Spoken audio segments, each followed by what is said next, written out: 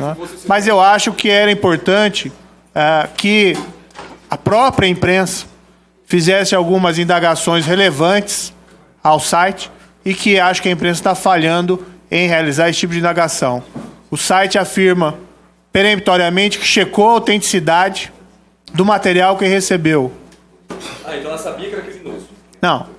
O site afirma que recebeu esse material e que esse material é autêntico. A grande indagação é como, não precisa revelar a fonte, mas que tipo de material foi recebido e como o site assegura que o material que recebeu é de fato autêntico. Acho que são questões simples que poderiam ser respondidas e os outros veículos de imprensa deveriam fazer esse tipo de indagação.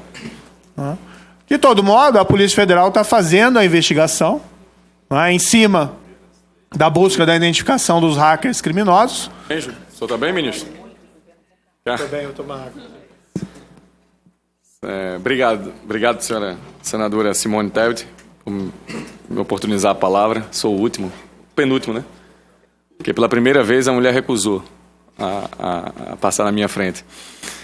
Senhor ministro, eu preciso dizer que não sou só eu que sou seu fã, né? Na minha casa tem minha irmã, tem minha mãe, tem meu pai, tem todos, como muitos brasileiros que admiram o trabalho do senhor.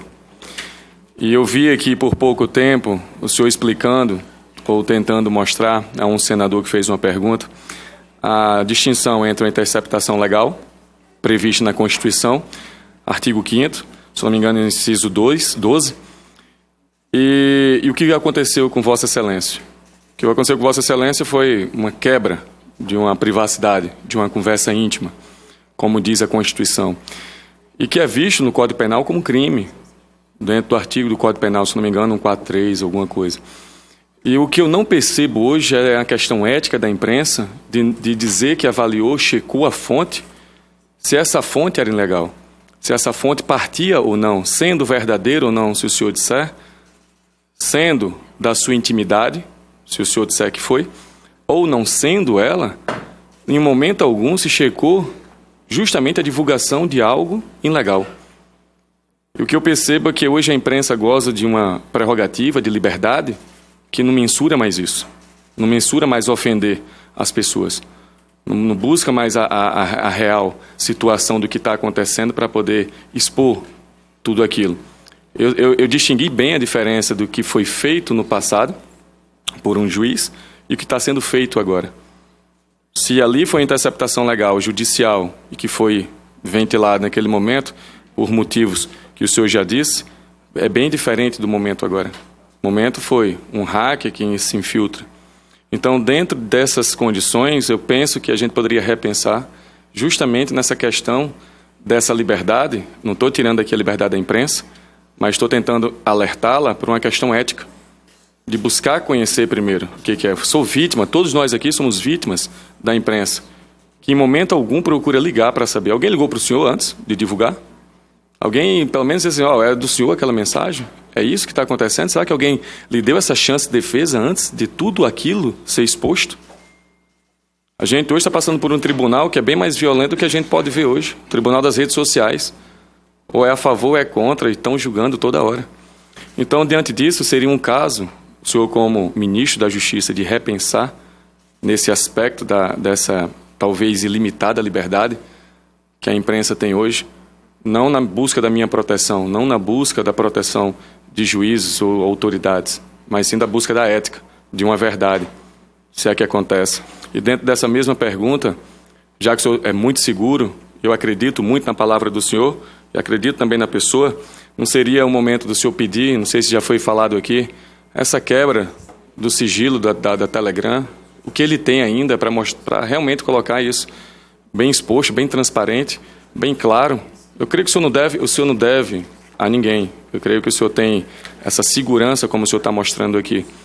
Seria uma forma até mesmo de esclarecer, de forma... Eu sei que não é fácil, como a gente já percebeu e já presenciou, que o WhatsApp e outras redes sociais não permitem essa abertura, uma vez criptografado, a forma que eles armazenam a informação. E, por último, agora uma pergunta assim, fora do que está acontecendo, para não desgastar tanto aqui meu tempo, o senhor como ministro, a segurança pública, a do meu estado está caótica, a do meu estado está falida. não tem mais como pagar os policiais. Talvez pare de pagar próximos meses. Eu não sei como é que está no estado da senhora, senadora. Eu não sei como está no da senhora, senadora Rose, Girão, os outros que estão aqui. Mas não teria como, o senhor como ministro ou como participante do governo do alto escalão, ver como ajudar os estados, mesmo que seja de partidos contrários, mesmo que seja... Lá tem pessoas que estão precisando. É o meu estado. Pessoas que estão precisando de pessoas, de policiamento na rua, com defasagem de policiamento, com falta de equipamento, com salários atrasados, desmotivados. Eu sei que a polícia é estadual, sei que a polícia civil é estadual, mas não teria uma forma de como governo federal, ou como o senhor como ministro, de prestar essa ajuda para os nossos estados, achar um meio, um caminho de resolver esse problema, porque parece que não tem essa solução. Os governos sozinhos parece que não conseguem chegar a essa equalização. Então seria só essas perguntas e dizer que agradecer a sua presença aqui, a sua forma, acho que séria, transparente, como demonstra a sua aparência, é de estar aqui muito seguro respondendo todas essas perguntas. Está aqui 10 horas quase, não sei quantas horas estamos aqui, e está aqui muito tranquilo respondendo todas as perguntas. Então agradeço, doutora excelentíssima senhora senadora Simone Tebet, e se pudesse responder pelo menos algumas perguntas de forma superficial, mas a principal seria essa ajuda para os estados, para a segurança pública, para que a gente não possa ficar armando nossa população, fazendo trabalho de segurança pública. É onde eu queria chegar aí. Que eu não pudesse dar arma para a minha população, ao invés da polícia estar bem equipada, motivada para trabalhar. Tá bom? Obrigada, senador. Com a palavra, o ministro. Senador, eu agradeço inicialmente as palavras gentis.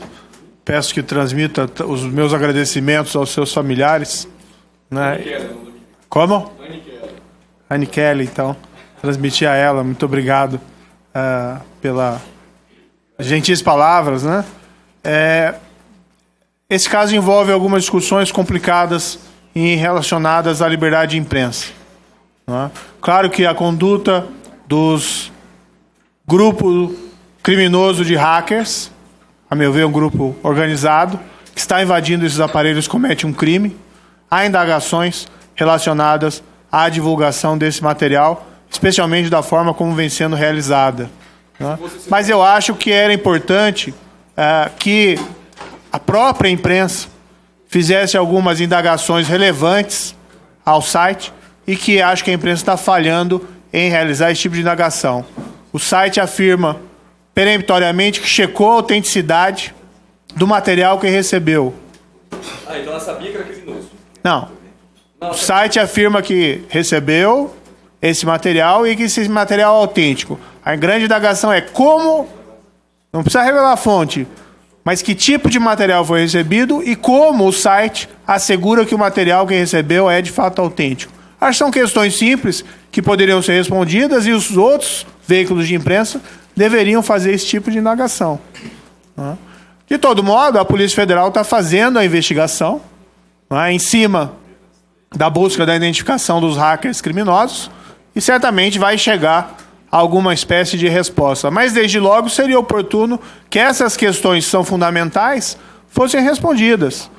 Porque o que nós temos aqui é basicamente uma afirmação do veículo de que os materiais são autênticos e que o veículo checou que eles são autênticos. Como checou?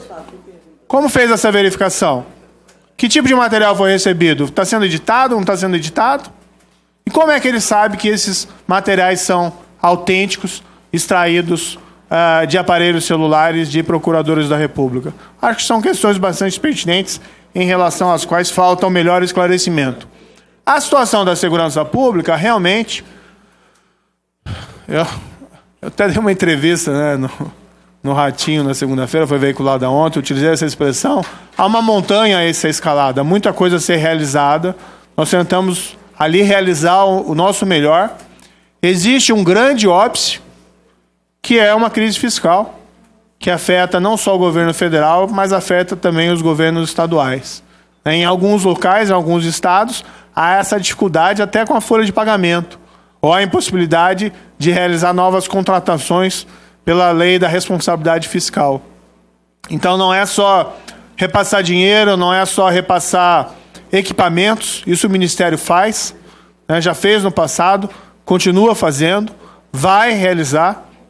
existe um problema fiscal que tem que ser resolvido. Parte da solução desse problema, e essa não é uma pauta minha, mas nós temos que admitir, passa, na minha avaliação, pela aprovação da nova Previdência. Não é? Porque, senão, a crise fiscal, a tendência dela é realmente só agravar.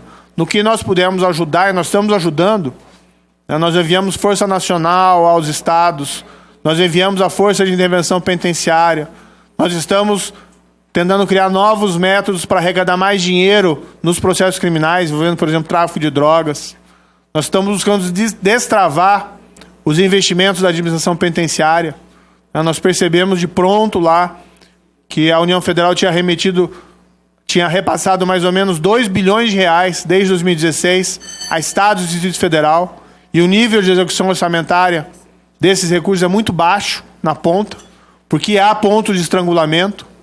Por exemplo, a falta de engenheiros capacitados para fazer projetos ou analisar projetos. Nós estamos tentando resolver também com essa medida provisória que foi editada. Ou seja, nós estamos lá investindo, aumentando o efetivo da Polícia Federal, queremos fazer o mesmo com a Polícia Rodoviária Federal, mas também nós enfrentamos limitações, né, de tempo. O governo começou há não muito tempo, e, por outro lado, de recursos. Última oradora, nossa querida senadora, procuradora da Mulher do Senado Federal, senadora Rose de Freitas. Obrigada.